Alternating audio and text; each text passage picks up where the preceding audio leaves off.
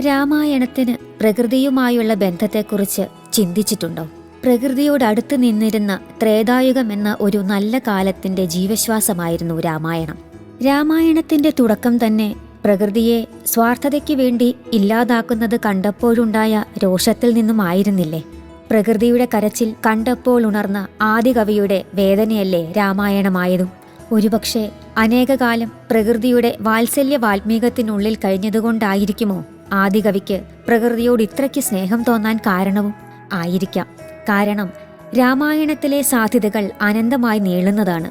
രാമായണത്തിലെ ഓരോ കഥാപാത്രങ്ങളും ഓരോ പാഠപുസ്തകങ്ങളുമാണ്. ഓരോരുത്തരിലൂടെയുമുള്ള പല വഴിക്കുള്ള സഞ്ചാരങ്ങൾ ഒരുവനെ അറിവിന്റെ പരകോടിയിലേക്കുയർത്തും. കൊട്ടാരത്തിൽ നിന്നും പ്രകൃതിയിലേക്ക് മടിയില്ലാതെ അയനം ചെയ്തവരുടെ, സ്വർഗത്തിൽ നിന്ന് പ്രകൃതിയെ ആവാഹിച്ച് ഭൂമിയിലേക്കൊഴുക്കാൻ പ്രയത്നിച്ചവരുടെ, പ്രകൃതിയെ ദ്രോഹിക്കാതിരിക്കാൻ വേണ്ടി മാത്രം താമസസ്ഥാനങ്ങൾ മാറ്റിയവരുടെ, പ്രകൃതിയെ മാത്രം ആയുധമാക്കി ധർമ്മത്തിനു വേണ്ടി യുദ്ധം ചെയ്തവരുടെ, അങ്ങനെ പ്രകൃതിയിലൂടെ പൂർണ്ണതയിലേക്കുള്ള അയനമല്ലേ രാമായണം? എന്തായാലും ഒന്നുറപ്പാണ്, രാമായണത്തെ മനസ്സിലാക്കാൻ ശ്രമിച്ചാൽ പ്രകൃതിയെ നശിപ്പിച്ച് വളർന്ന ഓരോ നിഷാദ ജന്മങ്ങളും മരായിൽ നിന്നും ജപിച്ചുറച്ച് രാമനിലെത്തും.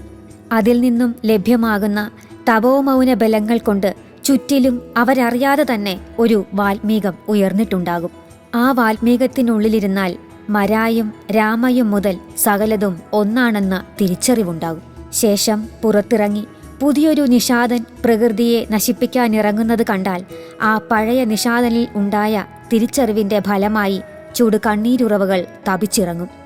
തന്റെ തന്നെ ജീവാംശമാണ് ആ പ്രകൃതി എന്ന തിരിച്ചറിവിന്റെ വെളിച്ചത്തിൽ മാനിഷാധ വൈഖരി മുഴങ്ങും. വാൽമീകത്തെ ഭേദിച്ച് പുറത്തിറങ്ങുമ്പോൾ ഓരോ പഴയ നിഷാദ ജന്മങ്ങൾക്കും ലഭിക്കുന്ന ഒരിക്കലും മാഞ്ഞുപോകാത്ത പരമമായ അറിവാണത്. തത്വമസി.